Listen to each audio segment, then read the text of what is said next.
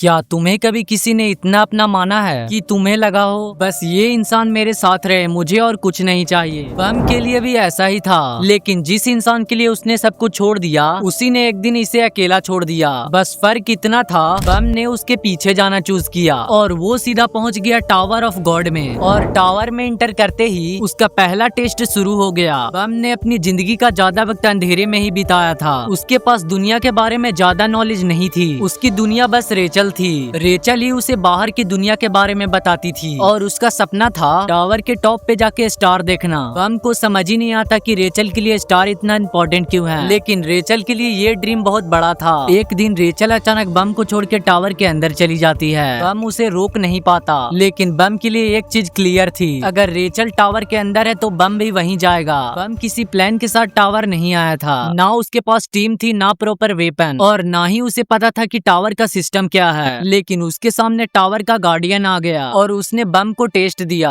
सुनने में तो ये टेस्ट काफी सिंपल था, लेकिन रियलिटी में बम के सामने एक खतरनाक क्रिएचर था। बम को इस क्रिएचर से सरवाइव करके आगे बढ़ना था। बम के पास पावर नहीं थी, लेकिन उसके पास एक वजह थी, रेचल। बम इम्पॉसिबल सिचुएशन में भी हार नहीं मानता और फाइनली वो उस टेस्ट को क्लियर कर देता है। लेकिन बम को नहीं पता था ये सिर्फ टावर का पहला स्टेप था। अब बम टावर के एक नए फ्लोर पे पहुंचता है। यहाँ उसे पता चलता है कि टावर में आगे बढ़ने के लिए सिर्फ स्ट्रॉन्ग होना जरूरी नहीं है। यहाँ हर फ्लोर पे नए लोग, नए रूल्स और नए टेस्ट हैं। यही बम की मुलाकात होती है कुन एग्यूरो एग्निस से। कुन फिजिकली तो इतना स्ट्रॉन्ग नहीं है, लेकिन उसका दिमाग बहुत डेंजरस है। वो किसी भी सिचुएशन को समझने से पहले रिएक्ट नहीं करता और बम को देखकर कुन को समझ आ जाता है कि ये लड़का नॉर्मल नहीं है। लेकिन तभी वहाँ एक और लड़का एंट्री लेता है, उसका नाम रॉक था। उसके लिए टावर का सिंपल रूल है, स्ट्रॉन्गेस्ट अपोनेंट मिले तो फाइट करो। तीनों की पर्सनैलिटीज कम्प्लीटली डिफरेंट हैं, लेकिन टावर इन तीनों को एक जगह ला चुका था। लेकिन बम का फोकस अभी भी सिर्फ एक चीज पे था, रेचल। अगले सीन में दिखाया जाता है कि उसे पता चलता है कि रेचल टावर में कहीं ऊपर है। बम को उस तक पहुंचने के लिए और टेस्ट क्लियर करना होगा, लेकिन जितना ऊपर बम जाएगा उतना ही डेंजरस लोग उसके सामने आएंगे। लेकिन टेस्ट के दौरान एक चीज सामने आती है, बम के अंदर एक खतरनाक एबिलिटी है, वो सिंसू के साथ नेचुरली इंटरेक्ट कर सकता है। और फिर हमें पता चलता है कि टावर के अंदर सिंसू कोई नॉर्मल पावर नहीं है, यही पावर स्ट्रॉन्ग रेगुलर्स को और डेंजरस बनाती है। अब कुछ लोग बम को वीक नहीं, इंटरेस्टिंग समझने लगते हैं। कुन भी समझ जाता है कि बम में कुछ स्पेशल है और वो बम के साथ एक टीम बनाने का डिसीजन लेता है। लेकिन कुन किसी पे इजीली ट्रस्ट नहीं करता,